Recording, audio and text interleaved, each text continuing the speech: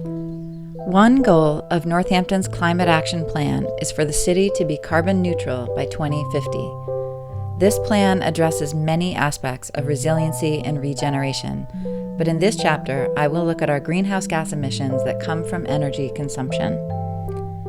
Where do Northampton's greenhouse gas emissions come from?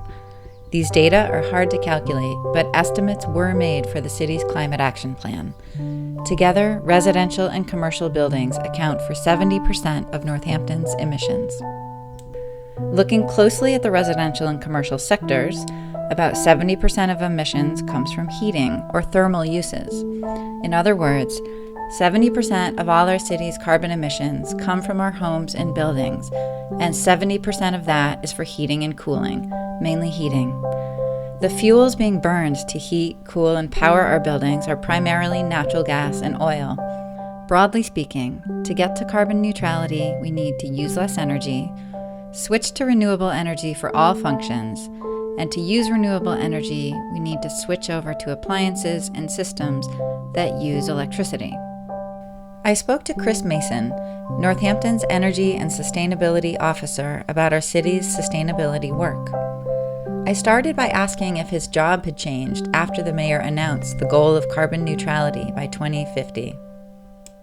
It changed the focus. In the past, the idea was to drive down energy use, basically keep putting in the most efficient systems you can, switch to the cleanest fuels you can, but you're basically staying with the same mindset. If you have boilers, you're going to go a higher efficiency boiler, etc. When the mayor made that proclamation and you look forward, you say if you want to be net zero by 2050, over the next decade, we're going to be installing equipment that will be here in 2050.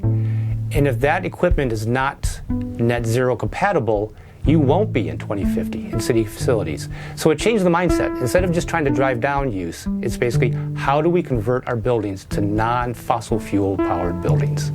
And that's a whole different way of looking at it.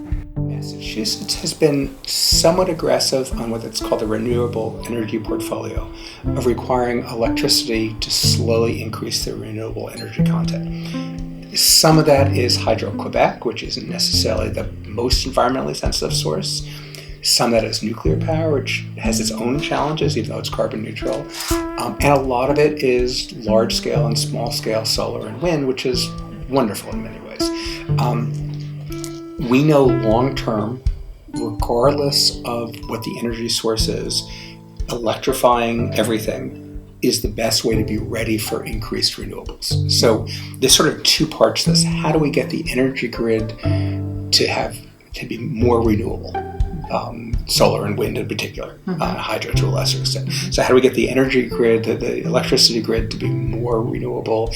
And how do we move people to get their energy from the electric grid? There's two big opportunities for changing the grid. The one which is totally outside of our control, other than residents lobbying for it, is the state needs to be more aggressive on the renewable energy portfolio. We should be moving towards a higher and higher percent. So that's all the state level, and we should be encouraging that. Northampton, of course, will need legislation and program funding from the state and federal governments to be successful with climate goals. I asked our state senator, Joe Comerford, about how our state is doing when it comes to addressing climate change. She has been an advocate for stronger legislation and quicker timelines. I asked her if the main obstacle to moving faster on climate initiatives is money. I think a fair amount of it is about money. I think a fair amount of it is also a belief that we can't turn these vast systems as quickly as we need to. So folks did the math. How many cars are on the road now? How many have to flip to electric every single year? How are we going to get, the MBTA to go electric? That actually is going to take huge, massive spending. But before that spending, lots of planning. Both the House and the Senate have interesting blueprints trying to tackle this existential threat to our future and certainly to our kids' future. What I don't think we have at the state level, I'll just speak to the state levels, I don't think we have the anger and the urgency and the rage of our young people. When I'm in a room with young activists, I think to myself, oh my God, we have to harness you.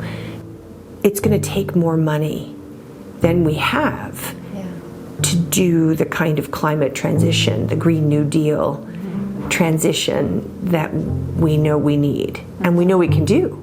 At the local level, we want to do a community choice aggregation program. City councils approved it, the mayor's approved it. We're now studying how to move forward. It's the best opportunity until the state requires 100% renewable, and then maybe at some point we don't need to be there. There's a thing called municipal aggregation, where a municipality can buy the supply, electric supply, for its entire community.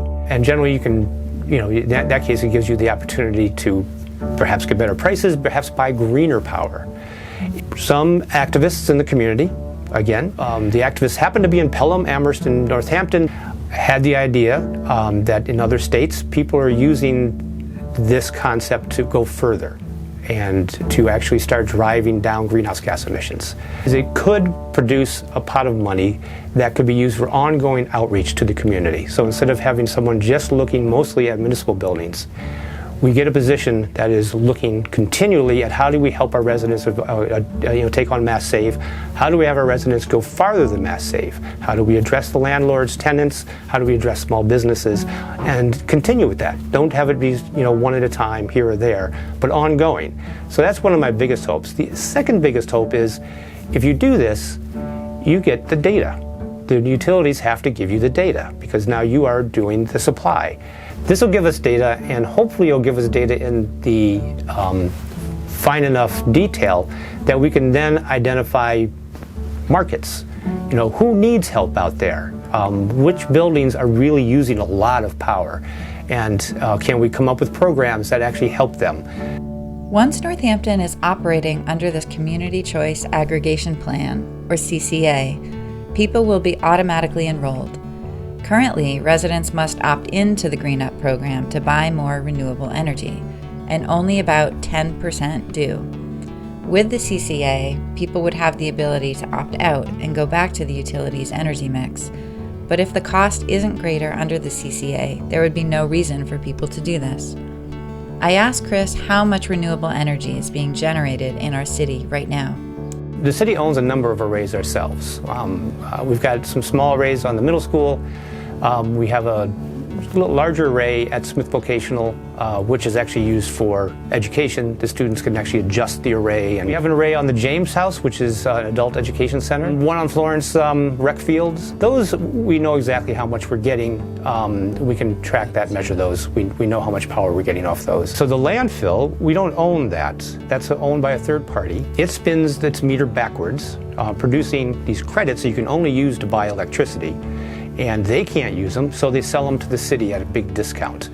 So we have a large net metering credits for a PV array on the landfill, and then we have one out of town in Spencer, Massachusetts. We're driving down our electric costs by a 30 or 40%. So we know about how much these arrays are going to produce. So we've sized it. We've sized the net metering contracts to cover about 70% of the city's electrical load. So it gives us a buffer to actually reduce electrical use. And for everybody who's out there who's put in a renewable energy, solar array on their house, you're probably selling your SRECs.